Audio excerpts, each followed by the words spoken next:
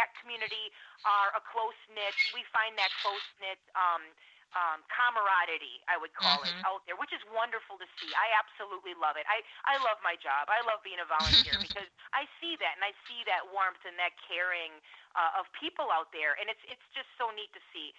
So yes, we will have that on there. I can vouch for my page. I'm pretty sure the other admins on their pages probably see a lot of that too. I wouldn't see why not. But yeah, we do see that. The backstories are always great. We see the backstories, and then sometimes we'll see on there the back home stories. Oh yeah, the community was great, and thank you for all the shares. And so and so suggested that they saw a cat that looked like my cat at this shelter or at this humane society. They went and checked it out in person, like I suggested, and it so happened to be their cat. So we've seen a lot of that in the past couple weeks as well. Yeah. So yeah, all those things you can do. It's time consuming, but it's worth it. It's very worth it because we all love our pets and we want to see them come home. Yeah. Is there anything new that you could suggest now during this pandemic that, things are a little different? And is there any other types of ways that you're using or suggesting for people to do that might be different from what we normally would tell them to do?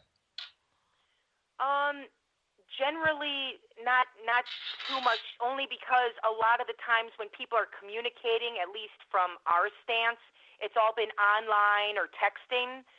People will call one another. They'll email one another. We've been emailing a lot too, but we were already doing that to begin with. Obviously, we still say search your neighbor. That's another thing. If you guys are out there searching, cats, so many stories where they are in the neighbor's shed.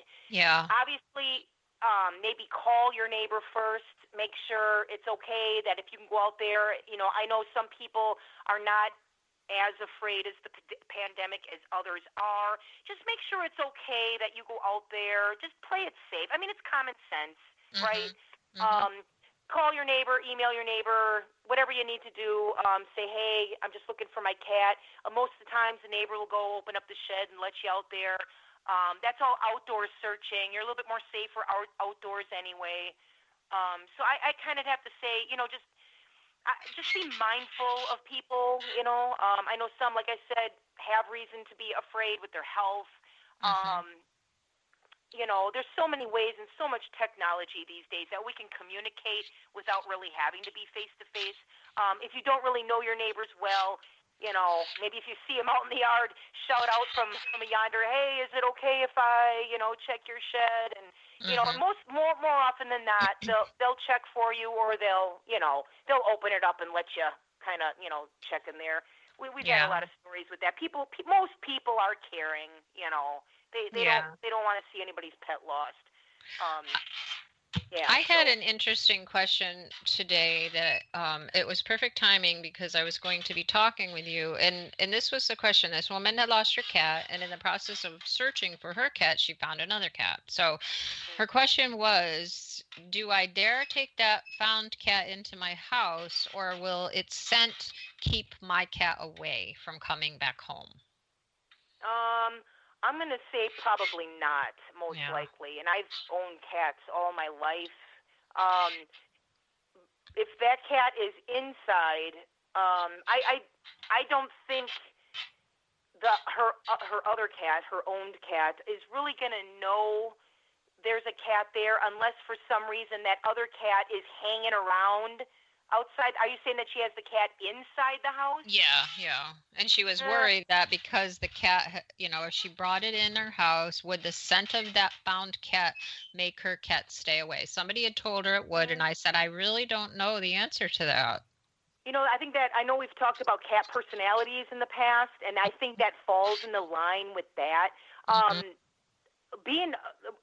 in the north right now, and I mean, we're warming up, so we have nice days, we have not so nice days. I know you are calling from the south, so you guys are probably experiencing a lot nicer weather. Maybe people have their windows open, and maybe that's why she was asking that. So I guess I could see it from that point of view.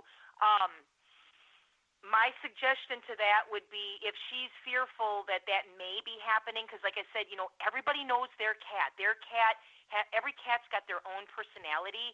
Then the better she can find the owner for the other cat, probably better off if her other cat's just more skittish around cats. I guess that is something that she will have to decide. She'll have to know her cat's personality. That one could go either way probably. I would say if that found cat is roaming the house, if for some reason that cat would spray or wet, then I would say yes, that could be definitely a deterrent for her house cat. Yeah. If the other cat is not spraying, like I said, it falls in that personality file there of, I don't know. Yeah, I know. It's a hard question. If her cat is a skittish cat who absolutely hates other cats, yeah, maybe. And especially if the other cat would spray, or if the cat litter box is by a window or open window, possibly, that could be a deterrent. But if her cat is more laid back, like, I don't care, then I'm going to probably go with no. So I guess that's something that that decision would have to fall on the owner, because they know their cat the best. Yeah. We get asked these questions, and sometimes, you can't come up with a yes or no. Yeah, because cats are like, dogs have their own personality. Cats have their own personality. And my brother-in-law has a dog that will not eat crumbs off the floor. Go figure that. But then his girlfriend dog, so there's it's a personality thing. It's just what they prefer and what they don't prefer, and just like people and everyone else. Yeah, that's true. So I would say if she's also worried about it, the quicker you can find the owner, the more better off, the more peace of mind I think she'll have that her, if she thinks that's a deterrent, that the cat, her cat will come back. Yeah, and we've got a few minutes left, and one thing I did want you to just maybe quickly mention is what when somebody finds a cat, please don't keep it. Do your best to try to find the owner. I just feel like there's so many lost cats, and that people are keeping them. If they're not unfortunately being injured or, hit by a car or something, I think people are just keeping people's pets. That does happen, unfortunately. People need to realize not all cats are wanderers or, just strays. They're not, they get out like, other animals, obviously like dogs and other things. Every area, every city or county or wherever you live, every area's got its own laws. You need to be aware of the laws. Actually, just this week, I believe it was Monday or Tuesday, I got a message where somebody on one of my pages said, look, somebody just found this cat and they just rehomed it. She just found the cat that day, later in the day rehomed it. And it was on one of the community pages, and I gave her my list of, look, we have laws. There's laws. You have to go to your area, your local humane society or shelter should know laws, okay? Or your police department or somebody who deals with that should know the laws. Some places are 4 days, the stray hold time. Some places are 7. Some places are, I think, 2 or 3. So there's a certain amount of time that needs to pass to where you need to find an owner. You can't just scoop up any animal off the, a cat, dog, whatever, and then just rehome it. There's laws to that. So please be mindful of those laws. I told the person who came to me with that information, I said, please let her know. And I gave her, all the information needed that you need to check in on that stuff. Otherwise, you could get yourself into trouble doing that. And I know we've talked about that in the past. It does happen. Other people are worried. Look, my cat just doesn't do this. I think somebody's kept her. And I'm like, flyer.